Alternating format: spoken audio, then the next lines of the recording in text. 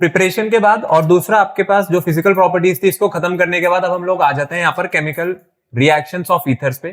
ठीक है, अब यहाँ पर हमारे पास जो आपने अल्कोहल पढ़ा था और जो फिनॉल पढ़ा था, जैसे रिएक्शंस आपने वहां पर पढ़ी है वहां से आपको कुछ जो चीजें हैं वो सिमिलर दिखेंगी भी और कई चीजें यहाँ पर अपने पास बदल जाएंगी।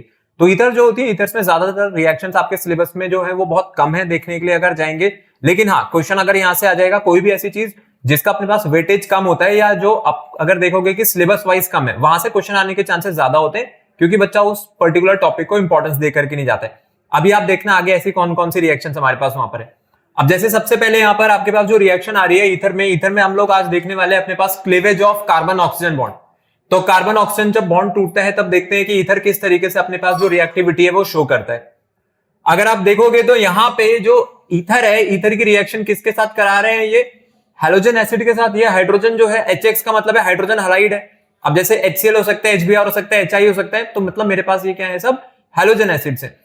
जब हाइड्रोजन एसिड्स के साथ रिएक्शन हो रही है तो हाइड्रोजन एसिड्स के साथ रिएक्शन होते हुए अगर आप ध्यान दोगे तो क्या बन रहा है, पहले अल्कोहल बन रही है और अल्कोहल के साथ दूसरा क्या रिलीज हो जा रहा है आपके पास यहां से, अल्काइल हैलाइड। रिएक्शन अगर समझने के लिए जाएंगे तो बहुत सिंपल है रिएक्शन समझना। आपको किसका बॉन्ड तोड़ना है, यहाँ पर कार्बन और ऑक्सीजन का बॉन्ड तोड़ना है ना।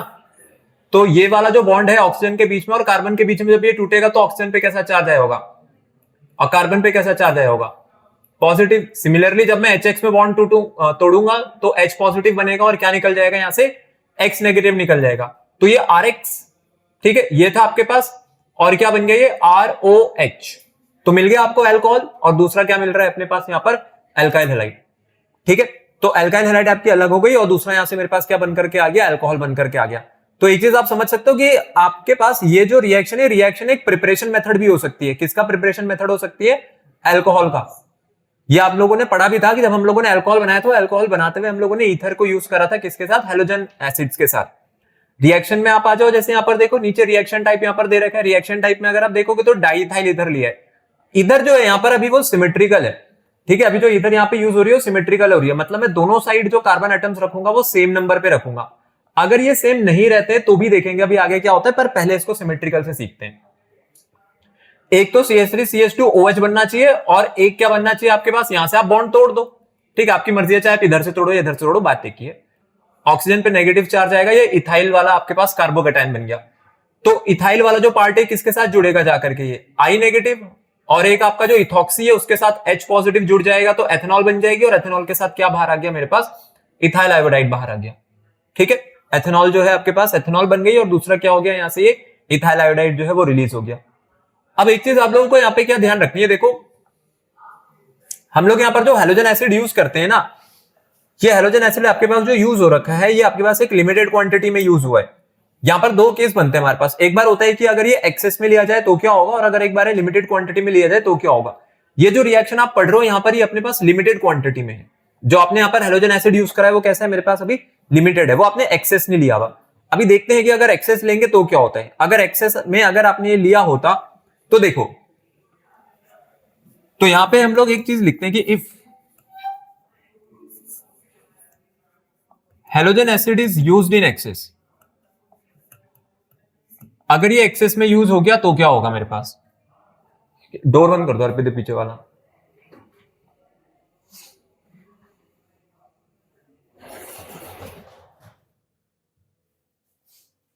अगर आपका हैलोजन एसिड एक्सेस में यूज हुआ तो क्या चीज होगी यहां पे, सबसे पहले हम लोग देखेंगे तो आपका क्या बन रहा है, यहां पे अल्कोहल बन रही है।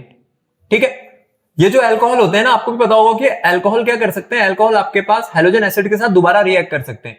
तो ये जो अल्कोहल होती है ना, ये अल्कोहल क्या कर जाती है, दोबारा रिएक्ट कर जाती है। किसके साथ रिएक्ट कर जाती है, हैलोजन एसिड के। और अगर ये हैलोजन एसिड के साथ रिएक्ट कर गई तो अल्काइल हैलाइड बना करके दे देगा आपको।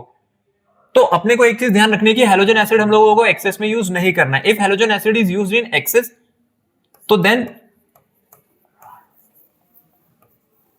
अल्कोहल फॉर्म्ड, जो आपने अल्कोहल यहां पे बनाई है ना, ये फर्दर रिएक्ट कर जाती है किसके साथ, आपके हैलोजन एसिड के साथ, टू फॉर्म RX। RX का मतलब क्या हो गया मेरे पास, अल्काइल हैलाइड हो गया। ठीक है, हुआ क्या होगा वहां पर, बहुत सिंपल सी बात है। जो अल्कोहल आपके पास बन रही है, आपने बोला कि आपने अल्कोहल बनाई थी ROH। अब ROH की अगर यहां पर रिएक्शन होती है HX के साथ तो कौन सा बॉन्ड टूटता था मेरे पास, ये वाला बॉन्ड टूट जाएगा, कार्बन ऑक्सीजन बॉन्ड टूटेगा तो OH नेगेटिव रिलीज होगा और ये आपका क्या बनेगा यहां पर, ये अल्काइल कार्बोकेटाइन बनेगा मतलब। फिर यहाँ पे X नेगेटिव H पॉजिटिव है। अगर हम लोग इस रिएक्शन को देखें तो इस रिएक्शन में क्या होना चाहिए, R के साथ क्या जुड़ गया आपके पास, X, और कौन बाहर निकल गया यहां से, H2O। ये क्या फॉर्म हो गया मेरा, ये फॉर्म हो गया आपके पास अल्काइल हैलाइड। ठीक है, किसकी फॉर्मेशन हो गई आपके पास यहां पर, ये अल्काइल हैलाइड की। तो इसलिए हम लोग एक्सेस में यूज नहीं करते। अगर आपने एक्सेस में यूज किया होगा तो जो अल्कोहल है वो अल्कोहल फर्दर रिएक्ट कर जाएगा किसके साथ, हमारे हेलोजन एसिड के साथ, और क्या बना करके दे देगा आपको वहां पर, अल्काइल हैलाइड बना करके दे देगा। तो अल्कोहल बनता हुआ ही नहीं दिखेगा। ठीक है, तो एक्सेस में यूज नहीं करेंगे इसको, हम लोग यहाँ पर लिमिटेड सप्लाई में यूज करेंगे। हेलोजन एसिड जो हम लोगों ने लगाया है वो लिमिटेड सप्लाई में लगाया है। अब देखो आपके पास ये टेट्राहाइड्रोफुरान है। अगर टेट्राहाइड्रोफुरान की बात करी जाएगी तो ये अपने पास क्या है तो ईथर ही। क्यों है ईथर, क्योंकि अपने पास बीच में ऑक्सीजन लगी है, ऑक्सीजन के दोनों तरफ क्या है, कार्बन है। ठीक है, बट ये कंपाउंड कैसा है मेरे पास, एरोमेटिक लिखना चाहिए क्या इसको, ये आपके पास एक साइक्लिक ईथर है। कई जगह यूज होता है THF, कहां पे पढ़ा था आप लोगों ने, THF कहां पे यूज होता हुआ दिखा था, हाँ जब आप लोगों ने लिया था BH3, ठीक है, डाइबोरेन वाली रिएक्शन याद है जहां पे B2H6 था, तो BH3 था और एक था ड्राई ईथर, और फिर हम लोग यूज करते थे वहां पे THF। ठीक है, तो टेट्राहाइड्रोफुरान, ये जो टेट्राहाइड्रोफुरान है आपके पास एक साइक्लिक ईथर होती है, इसकी रिएक्शन हो रही है। अब ये HI जो यहाँ पे ले रखा है, देखो हेलोजन एसिड है, हेलोजन एसिड किस में लिया आपने, एक्सेस में ले लिया। अगर एक्सेस में लिया होगा तो ये क्या बना करके देगा आपको, सिर्फ क्या मेरे को अल्कोहल मिलेगी क्या, नहीं, आपको क्या मिलेगा आगे, सिर्फ और सिर्फ अल्काइल हैलाइड। ये बन गई देखो आपकी अल्काइल हैलाइड। और इस अल्काइल हैलाइड में भी जो ये जो डाई आइडो ब्यूटेन यहाँ पर बन रखी है, आप टोटल कार्बन अगर काउंट करोगे तो यहाँ पे टोटल कार्बन कितने थे चेन में, 4। तो आपके पास टोटल 4 कार्बन की चेन थी, और चारों कार्बन में जो आपकी टर्मिनल कार्बन है, दोनों तरफ टर्मिनल पे आपको आयोडीन लगा हुआ दिख जाएगा। तो अपनी जो टर्मिनल कार्बन है वो क्या बेयर कर रही है यहाँ पर, आयोडीन नेगेटिव को। तो आपने अगर HI लिया है, एक्सेस में लिया था, तो देखो इधर भी आयोडीन लग गई, इधर भी आयोडीन लग गई, और क्या बाहर निकल रहा है, H2O। यहां पर आपको अल्कोहल अलग करके नहीं दिखाना है और अल्काइल हैलाइड अलग करके नहीं दिखाना है, क्योंकि कौन सा केस है मेरे पास, ये एक्सेस का केस है। अगर आपके पास रिएक्शन आ जाए पेपर में तो भाई ध्यान से पढ़ लेना, वहां पर उन्होंने एक्सेस में यूज कर रखा है या फिर आपको नॉर्मल सप्लाई दे रखी है। दोनों केसेस में जो प्रोडक्ट फॉर्मेशन है वो डिफरेंट हो जाती है। कहां पर, नहीं दोनों लगते हैं यहाँ पे। ये होता है ना, ये बॉन्ड क्लीवेज हुआ, ये साइक्लिक कंपाउंड है ये। अब साइक्लिक कंपाउंड है तो ये वाला जो कार्बन है इसका भी बॉन्ड टूटा, इसका भी बॉन्ड टूटा अपने पास दोनों। ठीक है, तो ये वाला कार्बन भी डेफिशिएंट हो जाएगा, ये वाला कार्बन भी डेफिशिएंट हो जाएगा। तो दो अपने पास कार्बन है, दोनों डेफिशिएंट हो गए। अब दोनों कार्बन जो डेफिशिएंट हो गए, दोनों पे जाकर के वो न्यूक्लियोफाइल अटैक करेगा। कौन सा वाला मेरे पास, I नेगेटिव वाला। तो इसलिए अपने पास दोनों टर्मिनल पर हुआ है वो। ये जो आप देख रहे हो ना, ये कंपाउंड को अगर मैं बनाऊंगा तो ये कंपाउंड कैसे बनेगा आपके पास, ये यही तो रहा होगा।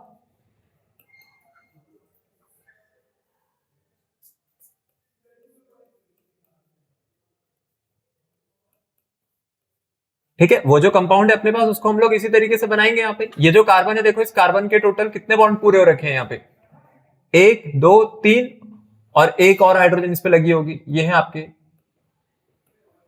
ठीक है, अब जब ऑक्सीजन यहां से जाएगी तो ये दोनों तरफ से बॉन्ड क्लीवेज होगा, इधर से भी बॉन्ड तोड़ेंगे और इधर से भी बॉन्ड तोड़ेंगे। तो दोनों ही जो कार्बन है, दोनों कार्बन ने कैसा चार्ज बेयर करा होगा, यहाँ पर पॉजिटिव चार्ज बेयर करा होगा, और आपके पास जो ऑक्सीजन है बाहर निकल गई होगी 2 नेगेटिव के चार्ज के साथ। तो इसलिए दोनों जगह पर वो अटैक होता है। आगे आ जाते हैं cleavage of unsymmetrical alkyl ethers. Unsymmetrical का मतलब है, जैसे मैंने भी आपको बोला था कि हम लोगों ने जो हेलोजन एसिड के साथ रिएक्शन करा रहे उसमें ईथर कैसा ले रहे थे हम लोग, वहां पर सिमेट्रिकल ले रहे थे। अब जरा अनसिमेट्रिकल के केस पे देखते हैं, अगर अनसिमेट्रिकल ईथर आ गई तो क्या होगा। अनसिमेट्रिकल में क्या करना है आपको, ऑक्सीजन के दोनों तरफ जो नंबर ऑफ कार्बन एटम्स है वो बराबर नहीं रखने। जब भी आपके पास कोई भी एक ऐसा ईथर आएगा तो एक तरफ जो नंबर ऑफ कार्बन एटम्स है वो कम हो रहे होंगे और दूसरी तरफ मेरे पास नंबर ऑफ कार्बन एटम्स ज्यादा हो रहे होंगे। तो ध्यान रहे कि जिधर आपके पास एल्काइल जो ग्रुप है वो बड़ा है, जो बड़ा वाला एल्काइल ग्रुप है ये अल्कोहल बनाता हुआ दिखेगा, और जो छोटा वाला एल्काइल ग्रुप है वो आपको क्या बनाता हुआ दिखेगा, वहां पर एल्काइल हैलाइड। तो यहाँ पे छोटा एल्काइल ग्रुप कौन सा है, मिथाइल। तो मिथाइल क्या बनाएगा अपने पास, मिथाइल हाइड्राइड। और जो दूसरी मेरे पास इथाइल थी, इथाइल वाला ग्रुप क्या बना देगा आपके पास, एथेनॉल बना देगा, या फिर मैं कहूं इथाइल अल्कोहल। ये लिमिटेड सप्लाई का केस है, एक्सेस में नहीं ले रहे हैं। ठीक है, एक्सेस में नहीं लिया हुआ, लिमिटेड सप्लाई का केस है।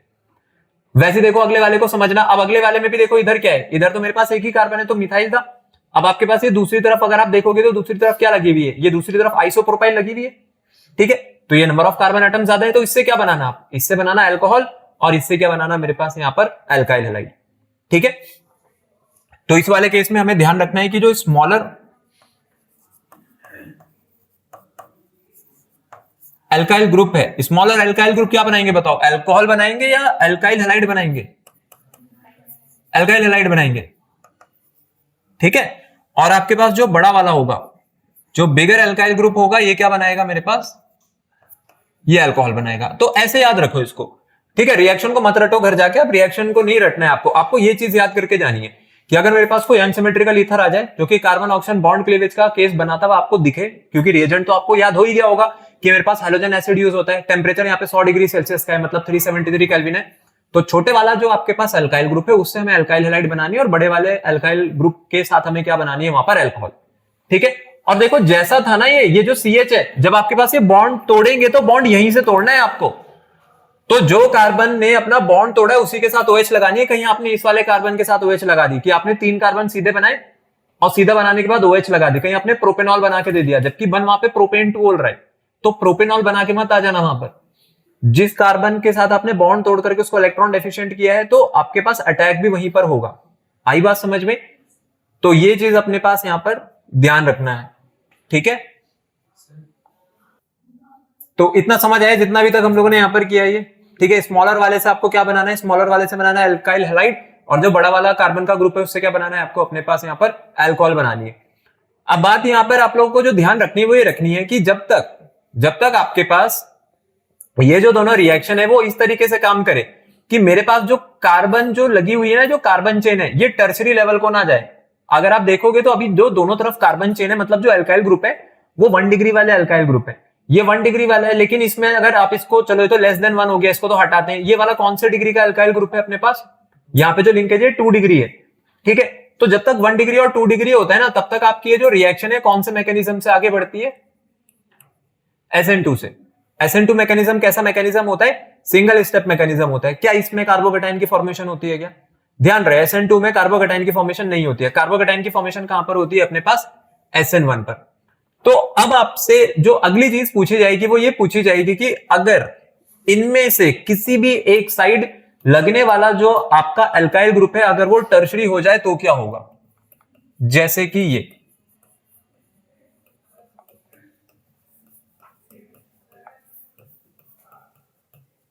अगर आप इस क्वेश्चन पे ध्यान दोगे या इस रिएक्शन में अगर आप देखोगे तो यहां पर ये वाला जो ग्रुप है ना मेरे पास, इधर वाला पार्ट, ये कौन से डिग्री का है अपना, ये 3 डिग्री का है, क्योंकि जो आपकी फंक्शनल कार्बन है, मतलब जो ईथर से जुड़ी हुई है, वो कार्बन डायरेक्टली कितने कार्बन से जुड़ रखी थी, 3 से। तो ये कितने डिग्री का हो गया मेरे पास, यहां पर 3 डिग्री का हो गया। जब ये रिएक्शन आगे बढ़ेगी, और रिएक्शन आगे बढ़ाने का मतलब है कि आप रिएक्शन इसकी किसके साथ करा रहे होगे अपने पास, HI के साथ ही कराओगे, ठीक है। क्या टेम्परेचर लोगे यहां पर, 373। तो ध्यान रहे इस केस में आपकी जो रिएक्शन है वो SN2 से आगे नहीं जाती है, वो किससे आगे जाती है यहां पर अपने पास, SN1 से। और अगर SN1 से आगे बढ़ेगी तो SN1 रिएक्शन में क्या होता था हमारे पास, फॉर्मेशन ऑफ कार्बोकेटाइन। अब यहां ना उल्टा हो जाएगा। उल्टा होने का मतलब है कि क्या हो जाएगा, पहले आपने क्या बोला था कि जो छोटा वाला कार्बन है, छोटे वाले कार्बन के साथ क्या बनाना है, अल्काइल हैलाइड, और बड़े वाला जो बल्कि ग्रुप है, जो बड़ा वाला अल्काइल ग्रुप है, उसके साथ क्या बनानी है, अल्कोहल। यहाँ पे उल्टा करना है आपको। अब छोटे वाले के साथ अल्कोहल बनेगी और बड़े वाले के साथ क्या बनेगी अपने पास, अल्काइल हैलाइड। क्यों? क्योंकि अब आपके पास जो मैकेनिज्म है, मैकेनिज्म यहां पर चेंज हो रहा है। तो क्योंकि मैकेनिज्म चेंज हो रहा है तो अब आपके पास प्रोडक्ट फॉर्मेशन में भी चेंज आ जाएगा। एक तो बनेगा मेरे पास CH3OH, और अगला वाला जो आपके पास यहां पर बनना चाहिए प्रोडक्ट में वो कुछ ऐसा दिखना चाहिए, CH3C CH3 CH3, और इसी कार्बन के साथ अब लगा हुआ देखोगे आप यहां पर आयोडीन, ठीक है। आई बात समझ में? अब आप देख रहे हो यहाँ पे जो छोटी वाली कार्बन है, जिसके पास number of carbon atoms come है वो अल्कोहल बना रही है, और जिसके पास नंबर ऑफ कार्बन एटम्स ज्यादा है वो आपके पास यहाँ पर अल्काइल हैलाइड बना रही है, ठीक है। तो ये केस आपको ध्यान रखना है, ये हमारे पास एक इंपॉर्टेंट केस हो सकता है। क्यों है इंपॉर्टेंट केस? क्योंकि आपके पास जो रिएक्टिविटी है वो रिएक्टिविटी का मैकेनिज्म चेंज हो रहा है, ये SN1 रिएक्शन को आगे जा रहा है। तो if any of alkyl group is tertiary, so then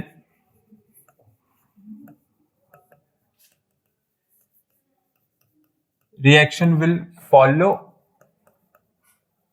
SN1 mechanism, ठीक है। अगर आपका कोई भी अल्काइल ग्रुप टर्शियरी हो जाता है तो रिएक्शन क्या करेगी, SN1 मैकेनिज्म को फॉलो करेगी। तो अब आपका जो स्मॉलर एल्काइल ग्रुप है। अब ये स्मॉलर एल्काइल ग्रुप क्या बनाएगा अपना, अल्कोहल, और जो आपके पास बड़ा वाला एल्काइल ग्रुप है ये बनाएगा मेरे पास एल्काइल हैलाइड। ठीक है, तो मैकेनिज्म चेंज हो गया, इसलिए प्रोडक्ट फॉर्मेशन में भी चेंज आ गया है। चलो अगला देखते हैं। अब आपके पास यहां पर एक एरोमेटिक ईथर उठा करके लाए हैं, एनिसोल है इसका नाम, क्योंकि एक तरफ फिनाइल रिंग लगी हुई है, दूसरी तरफ ऑक्सीजन के साथ CH3 लगी हुई, एनिसोल है। अब एनिसोल की रिएक्शन होने जा रही है HI के साथ। अब जब ये हाइड्रोजन आयोडाइड के साथ रिएक्ट करेगा तो आपको पता है कि आपको बॉन्ड किसका तोड़ना है, ऑक्सीजन और कार्बन का। ठीक है, ध्यान रहे जो बॉन्ड है ऑक्सीजन और कार्बन का वो आपको फिनाइल रिंग वाला नहीं तोड़ना है, क्योंकि कार्बन तो यहां भी है, ये भी तो कार्बन ही है, कुछ और थोड़ी है। पर मैं ये वाला बॉन्ड नहीं तोड़ूंगा, मैं कौन सा बॉन्ड तोड़ूंगा यहां पर, जो कि आपके पास ये क्या है, ये आपके पास फिनॉक्सी है। तो फिनॉक्सी के साथ जो अल्काइल ग्रुप आपने लगाया हुआ होगा उसको तोड़ेंगे। एरोमेटिक वाली जो कार्बन है वहां पे बॉन्ड क्लीवेज नहीं करेंगे। तो रिंग के साथ आपको बॉन्ड नहीं तोड़ना है, आपको बॉन्ड तोड़ना है आपकी अल्काइल चेन के साथ, जो कि एलिफेटिक चेन रही होगी। तो HI में क्या रहेगा, HI में एक तो I नेगेटिव है और दूसरा कौन है, H पॉजिटिव। O पे नेगेटिव चार्ज आया होगा, कार्बन पे पॉजिटिव चार्ज आया होगा, तो O के साथ कौन जुड़ जाएगा जाकर के, H, और CH3I मेरे पास बाहर निकल जाएगा। लो किसकी फॉर्मेशन हो गई आपके पास, ये फिनॉल की। तो ये भी एक प्रिपरेशन हो सकती है, किसकी प्रिपरेशन हो सकती है हमारे पास, फिनॉल की। किससे बना फिनॉल, ये अपने पास एनिजोल से। तो आप लोगों ने एनिजोल यूज करा या मैं कहूं आपने मिथॉक्सीबेंजीन यूज करी, मिथॉक्सीबेंजीन की हाइड्रोजन आयोडाइड के साथ रिएक्शन हो रही है तो फिनॉल बन करके आ रहा है बाहर। ठीक है, अब अगला आ जाता है बेंजाइल अल्काइल ईथर्स पे। कोई मेरे को बताएगा बेंजाइल ग्रुप कौन सा हुआ करता था, बेंजाइल ग्रुप, बेंजाइल ग्रुप याद है किसी को, किसको कहते थे बेंजाइल ग्रुप, जब आपकी बेंजीन रिंग से पहले CH2 लगेगा तो इस ग्रुप को क्या कहते हैं हम लोग, इस ग्रुप को, सिर्फ इतने ग्रुप को, ये आपके पास बेंजाइल ग्रुप है। ये बात आप लोग ध्यान रखना, ठीक है। मैंने पहले भी कई बार बोला हुआ है, बेंजाइल, बेंजल और बेंजो पे आप लोग ध्यान रखा करो, ये बेंजाइल है। ठीक है, तो बेंजाइल में क्या होता है, बेंजाइल में चलो इस तरफ मैं यहां पर इसके साथ CH3 लगा देता हूं। अब आपको क्या करना है, ये जो बेंजाइल जो ग्रुप बनाए ना, जो बेंजाइल अल्काइल ईथर है, इसका बेंजाइल वाला पार्ट रिटेन कराना है। बेंजाइल वाला पार्ट रिटेन कराने का मतलब है कि अब आप बॉन्ड क्लीवेज कहां पर करोगे, अब आप बॉन्ड क्लीवेज यहां नहीं करोगे, क्योंकि अब पहले फिनाइल रिंग और फिनाइल रिंग के बाद एक कार्बन है फिर ऑक्सीजन है, फिनाइल रिंग से डायरेक्ट ऑक्सीजन नहीं लगी है, तो ये बेंजाइल ग्रुप है। अब बॉन्ड यहां से टूटेगा तो ऑक्सीजन पे नेगेटिव आया होगा और कौन सा कार्बोकैटायन बनाया होगा इसने, मेरे पास ये बेंजाइल कार्बोकैटायन बना करके दिया होगा। तो जब इसकी रिएक्शन होगी HI के साथ, तो HI के साथ रिएक्शन करने पर ये क्या बना देगा, क्या बनना चाहिए यहां पर HI के साथ रिएक्शन पर, जल्दी बताओ प्रोडक्ट का नाम। हाँ, ये जो CH2OH है क्या कहते हैं इसको, फिनाइल के साथ CH2OH जो लगी हुई है क्या नाम है इसका, ये जो यहां पर, एक सेकेंड, OH नहीं, CH2I, और आगे आ जाएगा आपके पास CH3I। इसका नाम क्या होना चाहिए जो यहां पर ये बनकर के आया है प्रोडक्ट, बिल्कुल ये है आपके पास बेंजाइल आयोडाइड। ठीक है, क्योंकि मेरे पास बेंजाइल ग्रुप है और बेंजाइल ग्रुप के बाद यहां पर आयोडीन लगी हुई है, तो इसका नाम हो जाएगा बेंजाइल आयोडाइड, और बाकी आपका जो मिथाइल आयोडाइड था वहां से बाहर निकल गया। कौन सा बात, ये CH3I नहीं, ये होगा मेरे पास CH3OH, क्योंकि आपका जो मिथॉक्सी था, ये मिथॉक्सी यहां पर अपने पास बाहर निकला था। ठीक है, तो मिथॉक्सी के साथ H पॉजिटिव जाएगा तो वो CH3OH या फिर मेथनॉल बना देगा। तो आया इतना समझ में यहां पर। तो ये है आपके पास केमिकल प्रॉपर्टीज ईथर्स की। केमिकल प्रॉपर्टीज ऑफ ईथर्स जो है वो आपका यहां पर खत्म होता है। ठीक है, ये हमारे पास इसकी लास्ट रिएक्शन थी जितना आप लोगों के सिलेबस में है अभी तक। अब हम लोग आ जाते हैं उस रिएक्शन पर या उस टाइप ऑफ रिएक्शंस पर जो कि आप लोगों ने इससे पहले हर जगह पढ़ी है। ठीक है, उसका नाम है मेरे पास इलेक्ट्रोफिलिक सब्स्टिट्यूशन। आप इलेक्ट्रोफिलिक सब्स्टिट्यूशन कहां पर पढ़ के आए हो, आप लोगों ने इलेक्ट्रोफिलिक सब्स्टिट्यूशन पढ़ा इससे पहले अराइल हैलाइड्स में, या मैं कहूं हेलो अरीन्स में, फिर आप लोगों ने पढ़ा था फिनॉल्स में, और अब वैसे आपको किसमें पढ़ा रहे हैं, यहां पर ईथर्स में भी पढ़ा रहे हैं। सबसे पहले तो आप लोग मेरे को ये बताना कि जो ईथर्स होते हैं, ईथर्स का जो ग्रुप है, जब इलेक्ट्रोफिलिक सब्स्टिट्यूशन होगा तो वो कौन सी पोजीशन पर होना चाहिए, ये कैसे डायरेक्टिंग है। अगर आपसे पूछ लिया जाएगा जो ईथर का ग्रुप होता है वो कैसा डायरेक्टिंग है, ऑर्थो है, मेटा है, पैरा है, कैसा रहेगा। देखो जब भी ऐसा होता है तो आप लोग क्या करो, सबसे पहले मैंने आपको बोला भाई आप कोई भी ईथर बना करके देख लो।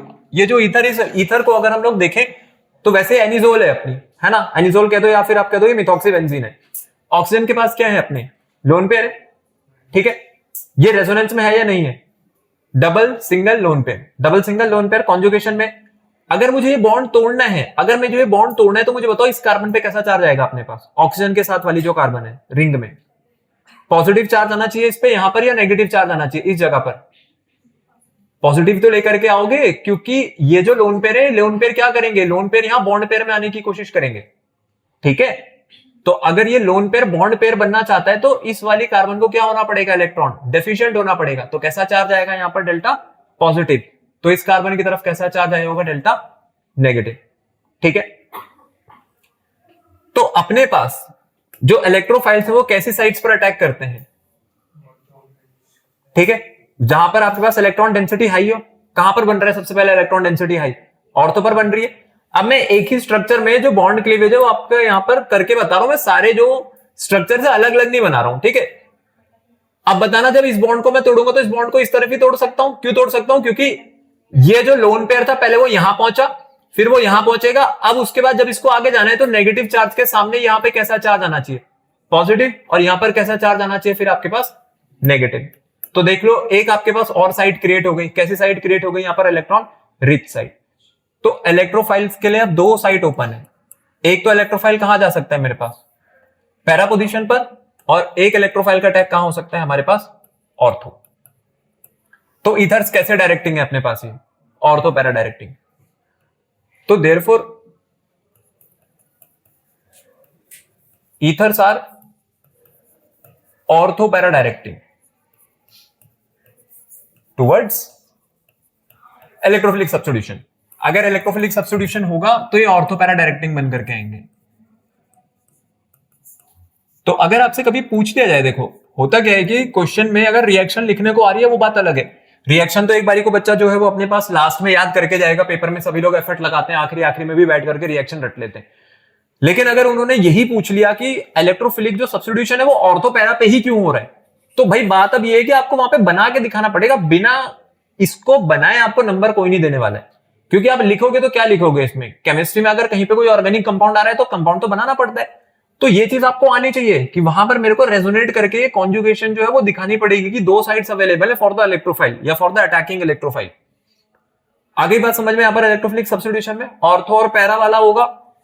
तो अब जो ऑर्थो और पैरा में यहां पर हम लोगों को इलेक्ट्रोफिलिक सब्स्टिट्यूशन पढ़ना है, जो रिएक्शंस पढ़नी है, अब आ जाते हैं उनपे कि कौन कौन से रिएक्शंस हैं वो।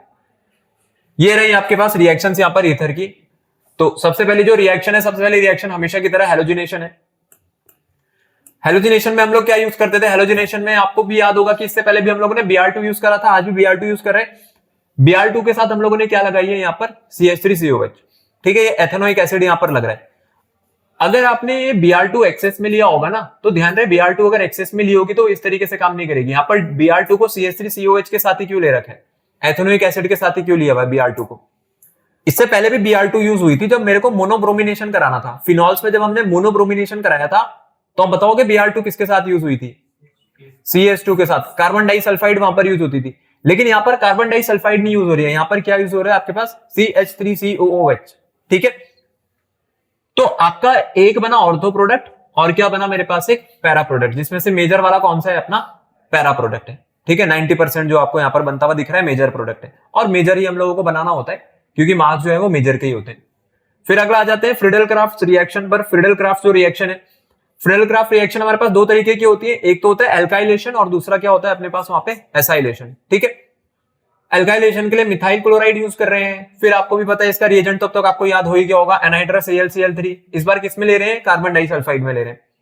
क्या करना है, बस आपको ये जो मिथाइल ग्रुप है ये उठा करके एक बार ऑर्थो पे लगाना है और एक बार इसी मिथाइल ग्रुप को पैरा पे लगानी है। तो ये हो गई एल्काइलेशन, जिसमें से मेजर कौन सा है, देखो फिर से पैरा वाला। CH3COCl को अगर देखेंगे तो जब आप यहां बॉन्ड क्लीवेज करोगे तो Cl नेगेटिव बाहर जाएगा, ठीक है। और ये जो कार्बन है, इस कार्बन पे कैसा चार्ज छोड़ेगा, ये पॉजिटिव चार्ज छोड़ेगा।